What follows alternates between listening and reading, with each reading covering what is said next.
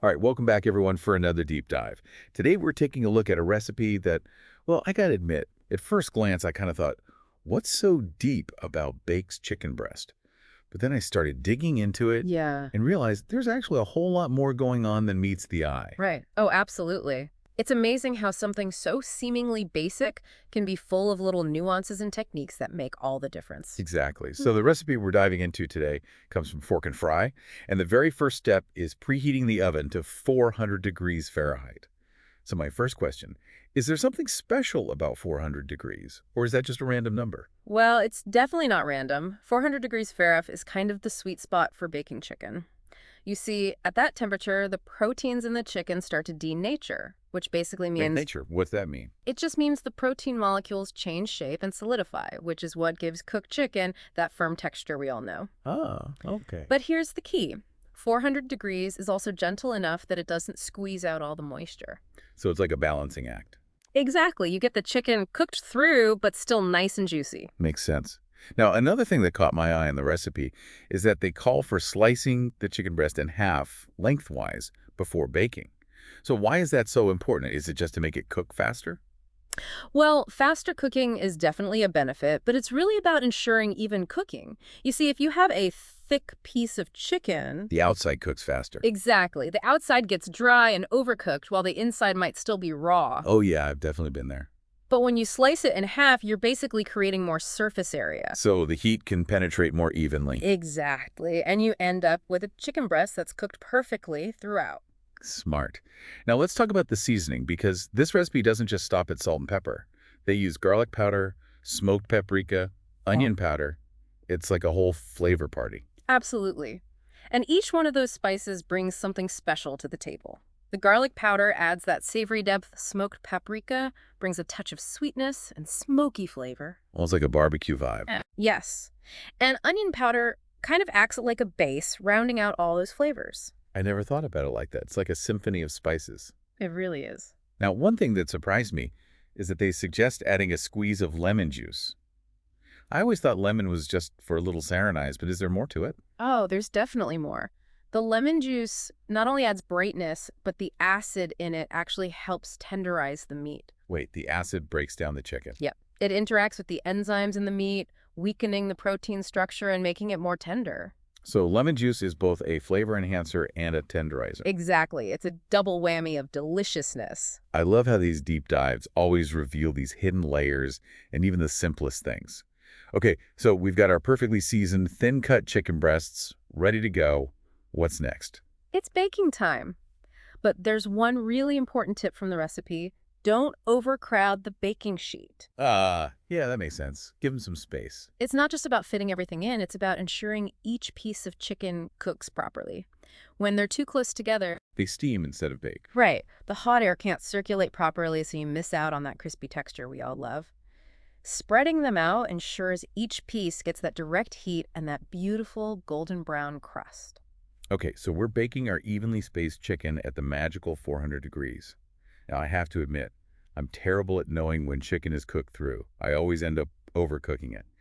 Any tips for avoiding that disaster? I think we've all been there. This recipe stresses using a meat thermometer to make sure the chicken reaches an internal temperature of 165 degrees RF. 265. Got it. That's the magic number for safety, eliminating any harmful bacteria. Okay, good to know. And with these thin cuts, you can get to that temperature without overcooking and drying out the meat.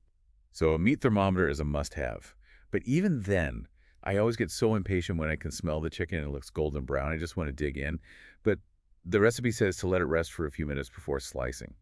Why is that so important? Is it just torture? It might feel like it, but trust me, those few minutes make a world of difference. When you cook meat, the heat pushes the juices toward the center. Oh, right. Resting gives those juices time to redistribute throughout the meat. So you get a more tender and flavorful bite. Exactly. It's like a little spa break after a sauna session. I love that analogy. Yeah. All right. I'm convinced patience is key. Now, what are some delicious ways to serve this chicken? I'm already imagining so many possibilities. The great thing about this recipe is its versatility. The source mentions pairing it with roasted veggies, rice, or a salad, but you could get creative with it. Oh, yeah. You could do like a couscous and chickpea salad for a Mediterranean vibe, Or maybe go Asian-inspired with a ginger soy glaze and stir-fried veggies. The possibilities are endless. This is making me hungry.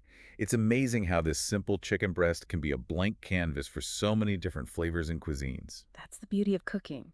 Mastering the basics gives you the foundation to build anything you want. I love that. Well, this deep dive has been so much more insightful than I ever imagined. Who knew there was so much to uncover about baking chicken breast? It's full of surprises, right? It really is. But before we go any further, let's take a quick break. When we come back, we'll be diving into some listener questions and exploring even more nuances of this surprisingly fascinating recipe. We're back and ready to dig even deeper into the art of the perfectly baked chicken breast. It's been a fascinating journey so far, right? It really has. And speaking of fascinating, we got some fantastic questions from our listeners. Sarah writes in and asks, the recipe specifically calls for boneless, skinless chicken breasts. Can I use bone-in chicken or even chicken thighs with this method? That's a great question, Sarah, and it really speaks to the adaptability of these cooking principles. So while this recipe is written for boneless, skinless breasts, you can absolutely experiment with other cuts. All right. Just remember, bone-in chicken will take longer to cook. You know, the bone kind of acts as an insulator holding in the heat. And chicken thighs, since they're a darker meat with more connective tissue. They need a little more TLC. Exactly. They benefit from lower temperatures and longer cooking times to really break down those tissues and become tender. So it's not a direct swap, but you can still apply those core concepts. Absolutely. I love that. Yeah. This deep dive is all about encouraging that kitchen creativity. Okay, another listener, James, asked about marinades. He says, can I marinate the chicken before baking? Oh, marinades are a fantastic way to add flavor, and they can also help tenderize the meat even further. Yeah, marinades are awesome. But with these thin-cut breasts, you got to be a little careful about the marinade's acidity and how long you let it soak. What do you mean? Well, a highly acidic marinade, like one with lots of lemon juice or vinegar. Can actually be too much of a good thing. Exactly. If you leave it too long, it can actually start to break down the protein too much. Oh, so instead of tender, it gets mushy. Yeah, you want to strike that balance. So a shorter marinating time is definitely better for thin breasts, maybe 30 minutes to an hour, especially if you're using a really acidic marinade. Good to know. You could even adjust the marinade itself, right? Like dial back the lemon juice a bit. Absolutely. It's all about finding that sweet spot. This is what I love about these deep dives. It's not just blindly following instructions. It's about understanding the why behind the steps. It's about becoming a more confident and informed cook.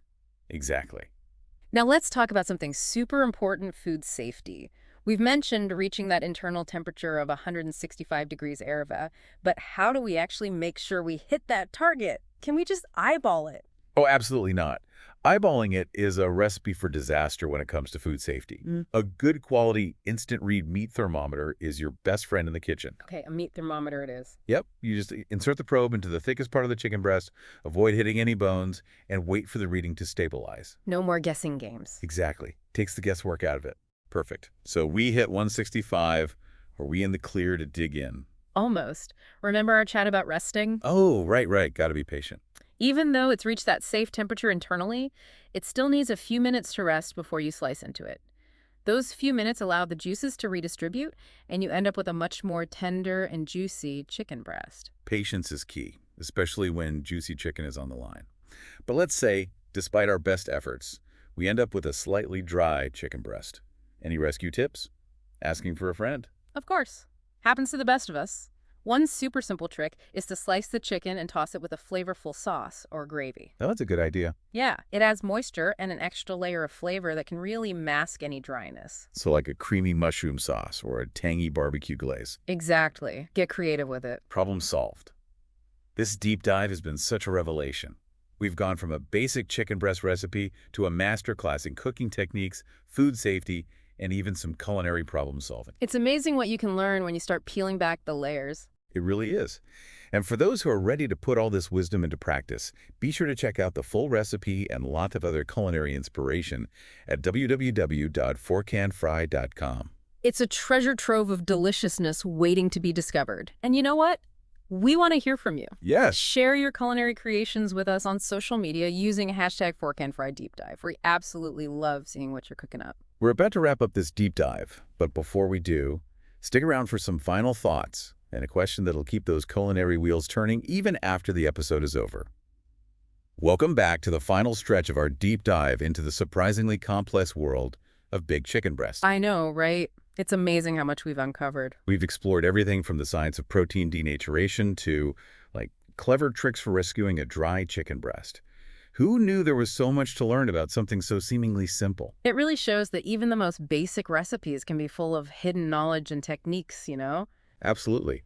And I think one of the biggest takeaways for me has been, like, the importance of really understanding those fundamental cooking techniques. It just gives you so much more confidence in the kitchen. I totally agree. When you understand the why behind what you're doing, It's like you become a more empowered cook. exactly, you can make informed decisions and even get creative with your cooking. And that's when the magic really happens, right? This whole deep dive has definitely got me thinking about all the other skills I want to master in the kitchen. Oh, me too. There's always something new to learn and experiment with. That's the beauty of it, right? So before we wrap up, I think we should leave our listeners with a little food for thought, something to ponder as they embark on their own culinary adventures. I like that. What if we ask them, what's one kitchen skill you want to master and why? Ooh, that's a good one. It could be anything from perfecting a classic omelet to finally tackling that super complex pastry recipe, or even just getting really comfortable using a knife. It's all about identifying those areas where you want to grow and then taking that first step toward mastery. So true. And who knows, maybe those answers will even inspire our next deep dive. Listeners, we want to hear from you. Head over to our social media pages and share your culinary goals using hashtag #DeepDiveKitchenGoals. We're so excited to see what you're all working on. And remember, the journey to becoming a confident cook starts with a single step. So go forth and cook with curiosity, and don't be afraid to experiment. And don't forget to visit www.forkandfray.com for the full recipe we talked about today, plus tons of other amazing recipes and cooking tips. That's www.forkandfry.com. Bookmark it, folks. You're definitely going to want to keep coming back for more. Happy cooking, everyone! We'll see you next time for another culinary adventure.